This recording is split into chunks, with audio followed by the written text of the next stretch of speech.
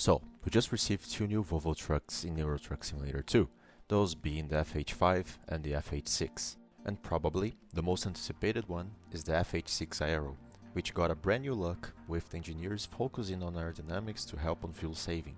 They are a remarkable piece of engineering, offering the aero package and 17 liters engine producing up to 780 horsepower. This makes the new Volvo a truly monster, the most powerful truck on the game. By looking into the customization of the FH6, I noticed that SES also added the non-aero version of this truck. This is something that got me thinking, is the aero version of the new FH6 more fuel efficient than the non-aero version? And of course, as I'm a curious lad, I just decided that I wanted to test it, and so I'll do it, also bringing for you, girls and chaps, the results. But before we start these tests, let me be a nerd about truck aerodynamics.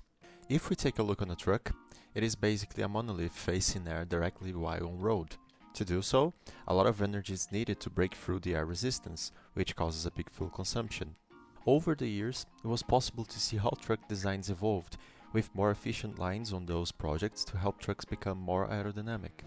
One thing worth noticing is that without a trailer, trucks tends to be less aerodynamic, since the air goes through the cabin and faces turbulence in the back end of it much sooner, creating turbulence and drag. With a trailer attached, the air travels further through the trailer, dealing in a much better way with the turbulent air generated and increasing the flow surface.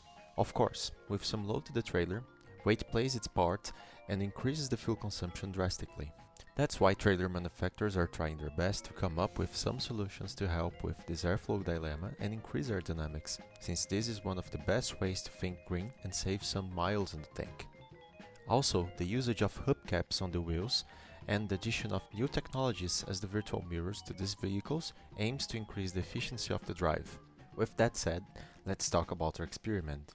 We're gonna be using this kind of demo sentry as our test road, since the circuit provides acceleration areas, long and slow turns, fast corners, and variations as up and down hills. Also, no traffic will get in our way, and we can keep the same braking and acceleration points consistently. For better results, we're only using cruise control for speed and retarder for braking to cover 100 km on the track. And of course, the trucks for the test. We're using 4 different trucks. First, a pair of Volvo's FH6 equipped with the new 17-liter 780 horsepower engines and XXL cabins, one being the aero version and the other using the normal design. The other two will be using a 13-liter engine, producing 500 horsepower, and again, one being the aero version and the other the normal one. The two pairs will use the exact same transmissions and tire set, which are the Michelin's with the most fuel efficiency label on it. Also, they will use the same trailer with the same 20 tons loaded, with the same tires. By the end of each test, I will teleport the truck to the nearest gas station and fill them up to see how many liters they consume. It's worth noting that I use real fuel consumption in my game. So, we know the drill. Let's get started. We first take the most powerful trucks to the run and do one run without a trailer, and then with 20 tons added to the truck. One thing worth noting is that these Volvos are a bit tricky to drive while carrying high weights. They have power to pull it through, but stability-wise they lack a bit of turning capacity. The truck feels understeer on some situations, and the load seems to throw the truck in turns, forcing you to slow even more your speeds in some situations, something I've personally don't face with different models. I'm planning to do a full review of each truck on the game for the drivability and consumption. I think this could be a great content.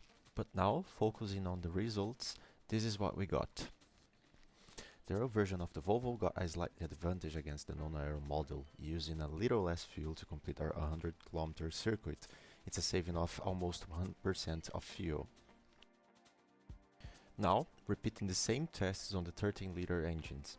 The truck becomes much smoother to drive. It seems that less torque on those makes the drive on these models way smoother somehow. Again, there isn't necessarily better, as they lack speed and power, but also they become way more fuel efficient as the 780 horsepower Volvos prove to be a thirsty beast. Again, looking at the results, the aero version managed to get worse results than the normal variant, producing basically the same numbers on fuel usage for both. Which, it's kinda sad. I was expecting to see some different results here. This also leads me to say that the better efficiency on the 780 HP test is due to some human factors, since I'm a human and I just try to make them as close as possible. And again, these tests can present variance. That's why I decided to rerun them. And well, those are the results. The differences are really small, enough to prove that the aero version of these Volvo trucks are purely visual representations of the truck, not the real deal on fuel saving. Another thing to consider are the truck prices on the game. They are basically the same, so if you like the looks of the FH6 Aero, just go for it. I personally didn't enjoy the design, but well, this is just my personal opinion.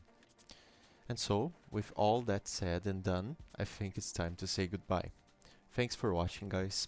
If you liked the content, please leave a like. If you have any questions, leave a comment. If you want to receive more content like this one, please subscribe. I'm DocPads, and thank you.